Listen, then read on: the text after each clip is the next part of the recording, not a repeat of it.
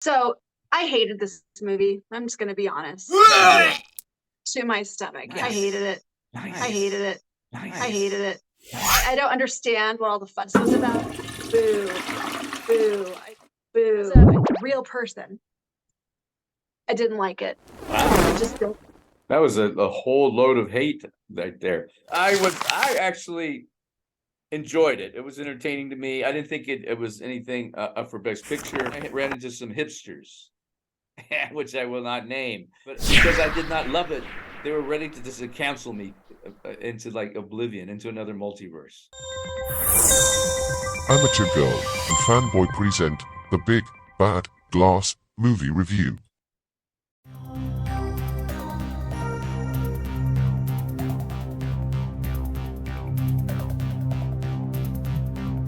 What 1950s TV show did James Hong first star in? Stick around until the end of our reel to find out. Hello. Welcome back to our channel. Welcome. I am Amateur Girl. And I'm Fanboy, here in the alternative reality of the multiverse of Chiang Mai, Thailand. And today we're going to be talking about everywhere, everything, everywhere, all at once. Did I say that right? You did. Okay. Yeah. Speaking of multiverses. So we'll let Amateur Girl give her opinion. And then it's an older movie, won the Best Picture of the year. Won, I guess, quite a few Academy Awards, correct? You did. So, Jamie Lee Curtis, Michelle Yeoh, and I think James Hong. I don't know if James Hong got something, but I can't remember. But yeah, but in general, it won many, many awards for the year.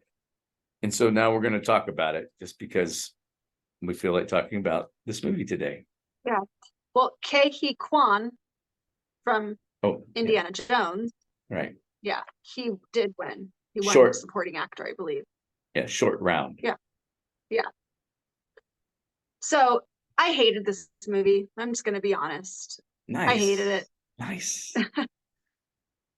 I don't understand what all the fuss was about. Now, am I glad that he won? I was ecstatic that he won. I mean, that was such a cool thing that he sort of hasn't had a career for a while and then came back with this movie. I'm sure he's done other things, but that was amazing. Other than that, boo, I didn't like it. I thought it was boring. I understood it, the bagel thing, right? I mean, what? And I mean, Jamie Lee Curtis, yeah, she was fantastic, and Michelle Yeoh, as usual, fantastic. I mean, they did a fantastic job in this movie, but not my thing. Didn't like it. Will never watch it again. Will avoid watching it. Not a movie I will go back to rewatch, try to understand what's going on. No, thank you.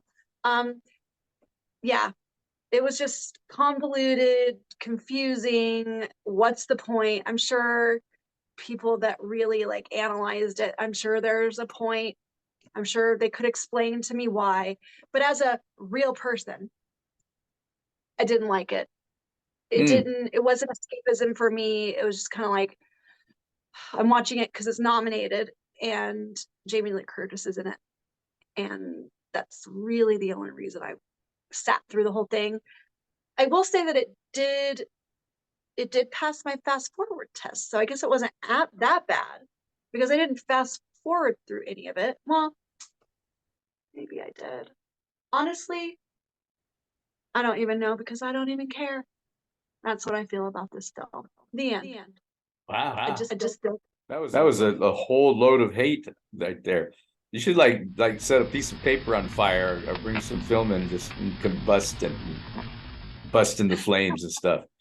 No, I actually enjoyed it. It was entertaining to me. I didn't think it was anything up for Best Picture or anything like that. I think maybe this is a trend that Academy's having, to be inclusive and all that stuff. I have no clue. I can't even remember some of the movies I thought probably should have got Best Picture last year over this one. Maybe the Women King, which never got anything, never got even suggested at all, which I thought was a great film.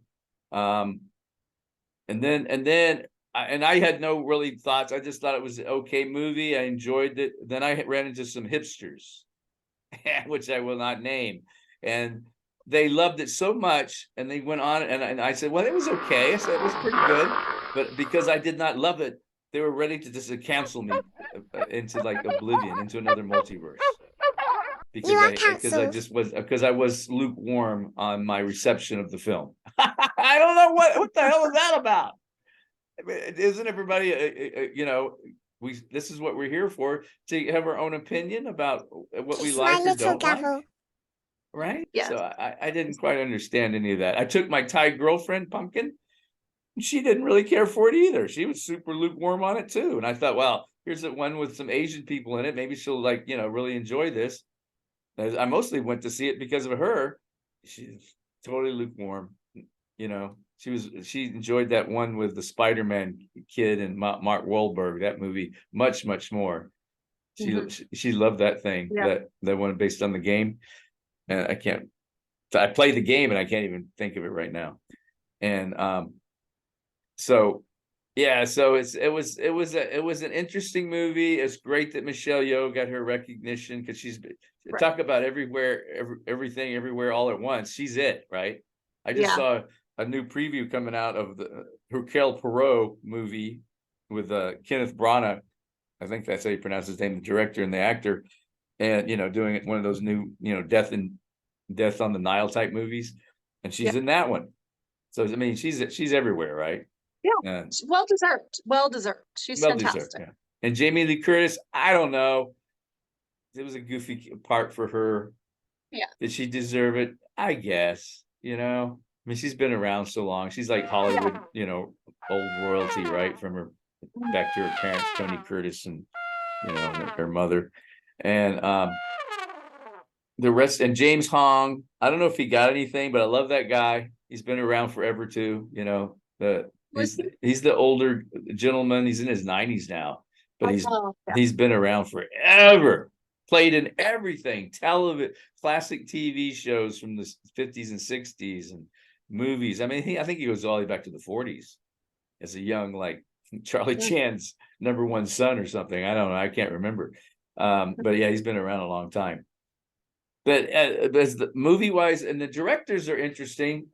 They call them the Daniels, because one's called Daniel Kwan, the other one's Daniel Schiernet. And I do remember on the Academy Awards them standing up and talking about they were so appreciative that that all these actors accepted this crazy script that they thought they had written, and it was a bit crazy, right? And so these two guys, they really don't have much of. They're just music video directors, is what they are. And when I watched the movie, I kind of had that feeling of a music video. It had a bit of a kind of a music video vibe to it. And maybe the kids that grew up on music videos, I did not, but you grew up on music videos, right? I did, and didn't care. Obviously did not care for it. MTV was like huge back in the 80s. I remember when I first got MTV, but I mean, of course, they weren't around at that time. But just music videos in general have that, that kind of snappy, editing and everything. Everything moves real fast, and this movie kind of did the same thing. So it definitely had that little vibe about it. And I'm just saying that maybe what reason the hipsters liked it so much is because of that. For that reason, there's something they were used to, that kind of feel to it. And I understood the movie, the whole multiverse thing. I mean, this multiverse thing is over the top. If I hadn't seen is it Doctor Strange? Doctor Strange, yes. Yeah, Doctor Strange and the Spider-Man. I saw those two before I saw this one. And if I hadn't seen those two before this one, I might have had a different reaction to it.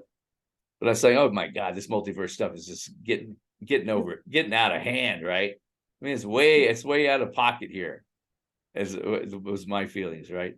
So as a big glass movie review or movie rant, I'm going to give it about 60%.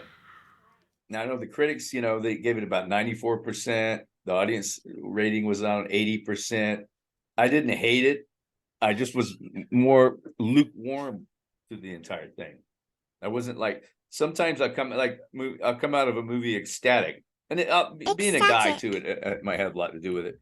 Like when I saw Tombstone back in the 90s, I came out of the movie theater, or was it the late 80s? I don't know when that thing came out.